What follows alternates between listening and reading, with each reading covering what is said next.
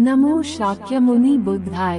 भगवान बुद्ध और उनका धम्म। द्वितीय कांड, भाग 8वां, पतितों तथा अपराधियों की धम्म दीक्षा। वीडियो क्रमांक 2। आइए इस वीडियो में देखते हैं डाकू अंगुलीमाल की धम्म दीक्षा।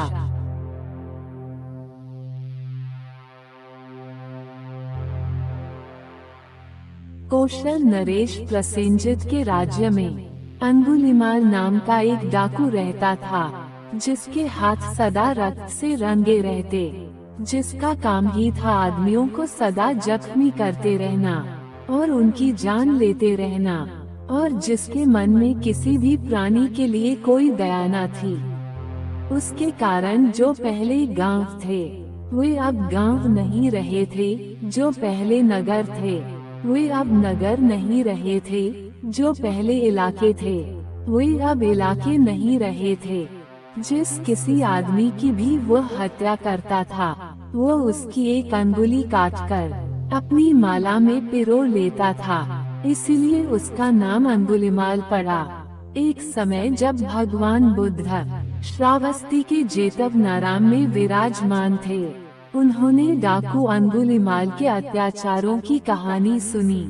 तथागत ने उस डाकू को एक संत पुरुष में बदल देने का निश्चय किया।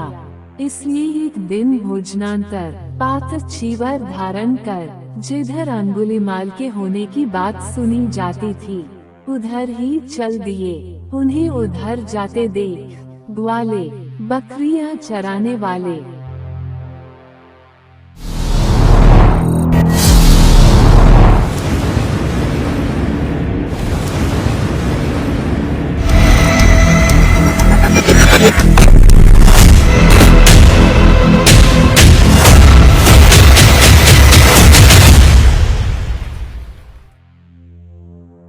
जिधर अंगुलीमाल के होने की बात सुनी जाती थी, उधर ही चल दिए। उन्हें उधर जाते देख ग्वाले बकरियां चराने वाले, हल जोतने वाले और दूसरे रास्ता चलने वाले सभी मुसाफिर चिल्ला उठे, श्रमण उधर मत जाइए, अंगुलीमाल के हाथ में पड़ जाओगे। जब 10, 20, 30 और 40 आदमी तक भी इकट्ठे मिलकर यात्रा करते हैं, तब भी वह उस डाकू के काबू में आ जाते हैं। लेकिन तथागत बिना एक भी शब्द बोले अपने पथा पर आगे बढ़ते ही रहे। दूसरी और तीसरी बार भी इन आसपास के लोगों ने तथा अन्य भी सभी लोगों ने तथागत को सावधान किया, किंतु तथागत अपने पथ पर आगे बढ़ते ही गए। कुछ दूर से डाकू ने तथागत को उस ओर आगे बढ़ते आते देखा। उसे बड़ा आश्चर्य हुआ जब 10, 20, 40, 50 आदमी तक भी इकट्ठे मिलकर उस ओर आने का साहस नहीं करते। ये श्रमण अकेला ही उस ओर आगे बढ़ा चला आ रहा है। डाकू ने श्रमण की हत्या करने का विचार किया। उसने अपनी ढाल तलवार ली, तीर और तूणीर संभाले और तथागत का पीछा किया। तथागत अपनी स्वाभाविक गति से आगे बढ़े चले जा रहे थे, किंतु डाकू अपने पूरे जोर से उनका पीछा करने पर भी उनको पकड़ नहीं पा रहा था। डाकू ने सोचा, यह विचित्र बात है, यह अद्भुत बात है। अभी तक ऐसा था कि पूरी गति से भागे जाते हुए एक हाथी, एक घोड़े, एक गाड़ी और एक हिरण तक को मैं पा ले सकता था, और अब मैं पूरा जोर लगाकर भी स्वाभाविक गति से जाते हुए इस श्रमण को भी नहीं पकड़ पा रहा हूँ। तो वह रुक गया और उसने चिल्लाकर तथागत को भी कहा, रुको। जब दोनों मिले, तथागत ने कहा, अंगुलीमाल, मैं तो रुका हूँ, अब तू भी पाप कर्म करने से रुक। मैं इसलिए यहाँ तक आया हूँ कि तू भी सत्य पथ का अनुगामी बन जाए। तेरे अंदर का कुशल अभी मरा नहीं है। यदि तू इसे केवल एक अवसर देगा तो ये तुम्हारी काया पलट देगा। अंगुलीमाल पर तथागत के वचनामृत का प्रभाव पड़ा। बोला, आखिर इस मुनि ने मुझे जीत ही लिया, और अब जब आपकी दिव्य वाणी मुझे हमेशा के लिए पाप विरत होने को कह रही है, तो मैं इस अनुशासन को स्वीकार करने के लिए तैयार हूँ। अंगुलिमाल ने अपने गले में से अंगुलियों की माला उतार कर दूर फेंक दी और तथागत के चरणों पर गिरकर धम्म दीक्षा की याचना की। देवताओं और मनुष्यों के शास्ता तथागत बोले, भिक्षु आ। अंगुलिमाल उसी समय भिक्षु बन गया। भिक्षु अंगुलिमाल को अपना अनुचर बनाकर तथागत श्रावस्ती के जेतवनाराम को वापस लौट गए। ठीक उसी समय राजा प्रसेनजित के महल के आंगन में एक बड़ी भारी भीड़ चिल्ला चिल्ला कर राजा से कर रही थी, तुम्हारे राज्य में जो अंगुलिमाल डाकू है, वो बहुत अत्याचार कर रहा है, जुल्म ढा रहा है, निर्दोष लोगों को जान से मार रहा है और उन्हें जख्मी बना रहा है। जिन लोगों को वह जान से मारता है, उनकी अंगुलियां काट काट कर वह माला में पिरो लेता है और उसे अभिमान पूर्वक गले में धारण करता है। महाराज, उसका दमन करें। प्रसेनजित ने उसका मूलोच्छेद कर डालने का आश्वासन दिया, लेकिन वो कुछ भी कर सकने में असमर्थ रहा। एक दिन राजा प्रसेनजित तथागत के दर्शनार्थ जेतवन गया।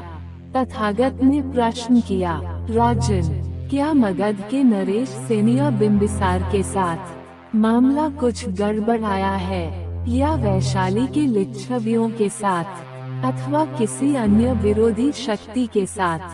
भगवान, इस प्रकार की तो कोई बात नहीं है, किंतु मेरे राज्य में अंगुलिमाल नाम का एक डाकू रहता है, जो मेरी प्रजा को बहुत कष्ट दे रहा है। मैं उसका दमन करना चाहता हूँ, किंतु मैं असमर्थ सिद्ध हुआ हूँ। राजन, यदि आप अब देखें कि अंगुलिमाल के दाढ़ी मूंछ मुंडे हैं, उसने काशाय वस्त्र धारण कर रखा है, वो एक भिक्षु है, न वो किसी को मारता है, न चोरी करता है, न झूठ बोलता है, वो एकाहारी है और श्रेष्ठ जीवन व्यतीत करता है, तो आप उससे कैसा व्यवहार करेंगे? भगवान, या तो मैं उसे अभिवादन करूंगा, या उसके आगमन पर खड़ा हो जाऊंगा, या उसे बैठने का निमंत्रण दूंगा, या उसे चीवर तथा भिक्षु की अन्य आवश्यकताएं स्वीकार करने के लिए प्रार्थना करूंगा, अथवा मैं उसकी रक्षा सुरक्षा की व्यवस्था करूंगा, जिसका वह अधिकारी है, लेकिन इतना दुष्ट और इतना पतित ऐसा शीलवान हो ही कैसे सकता है? उस समय भिक्षु अंगुलिमाल भगवान से नाते दूर ही थे। भगवान ने अपना दाहिना हाथ निकाला और उसकी ओर संकेत करके कहा, राजन, ये है अंगुलिमाल। राजा ने ये देखा तो वह जैसे गूंगा ही हो गया, उसके रोंगटे खड़े हो गए। ये देख तथागत ने कहा, राजन, भय मत मानो, यहाँ भय का कोई कारण नहीं है। राजा का भय और घबराहट दूर हुई तो वो अंगुलिमाल के पास गया और बोला, पूज्यवर, क्या आप सचमुच अंगुलिमाल है? राजन, हाँ, मैं ही अंगुलिमाल हूँ। आपके पिता का क्या गोत्र था और आपकी माता का क्या गोत्र था? राजन, मेरा पिता गार्ग्या था और मेरी माता मैत्रायनी। गार्ग्या मैत्रायनी पुत्र, प्रसन्न हो, मैं अब से आपकी सब आवश्यकताएं पूरी करूंगा। उस समय अंगुलिमाल ने व्रत ले लिया था कि वह अरण्य में ही रहेगा, भिक्षा पर ही निर्वाह करेगा और 3 से अधिक चीवरों का व्यवहार नहीं करेगा, और मैं 3 चीवर भी पंसुकुलिक होंगे, अर्थात वे कूड़े कचरे के ढेर पर पड़े मिले हुए कपड़े के बने होंगे। उसने ये कहकर कि उसके 3 चीवर उसके पास हैं, राजा का निमंत्रण अस्वीकार कर दिया। तब राजा भगवान के पास गया और अभिवादन कर चुकने के अनंतर एक और बैठकर बोला, भगवान, यह आश्चर्य है यह अद्भुत है।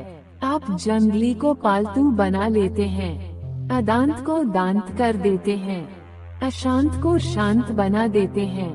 ये है जिसे मैं लाठी तलवार से वश में नहीं कर सका, लेकिन भगवान ने उसे बिना किसी लाठी तलवार के वश में कर लिया है।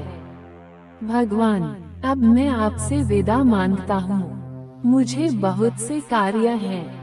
आप जिसका समय समझें। तब राजा प्रसेनजित अपने स्थान से उठा और अत्यंत विनम्रतापूर्वक अभिवादन कर विदा हुआ।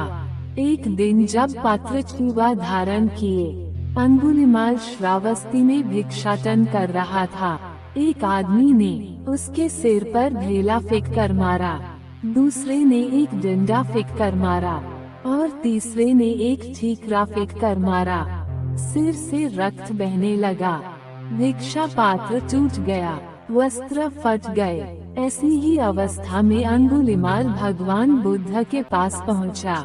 वह समीप आया तो भगवान बुद्ध ने कहा, अंगुलिमाल, ये सब सहन कर। अंगुलिमाल, ये सब सहन कर। इस प्रकार भगवान बुद्ध की शिक्षाओं को अंगीकार करने से अंगुलिमाल डाकू एक संत पुरुष बन गया। मुक्ति सुख का आनंद लेते हुए उसने कहा, जो पहले प्रमादी रहकर भी बाद में अप्रमादी हो जाता है, वह बादलों से मुक्त चंद्रमा की तरह लोक को प्रकाशित कर देता है। मेरे शत्रु भी इस शिक्षा को सीखें, इस मत को माने और प्रज्ञा के पथ को अंगीकार करें।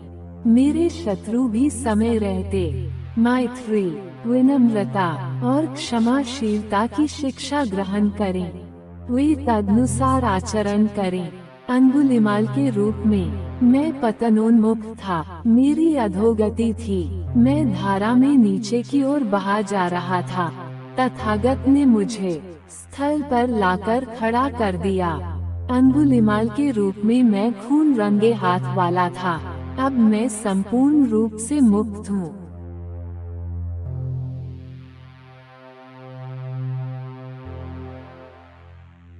अगले वीडियो में देखेंगे दूसरे अपराधियों की धर्म दीक्षा।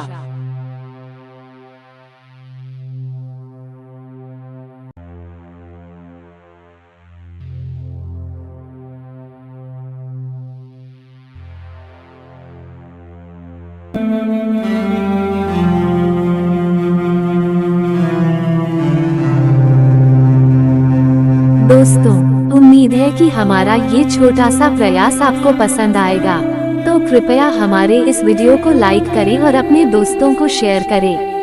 और हाँ, चैनल को सब्सक्राइब करना ना भूलें। धन्यवाद।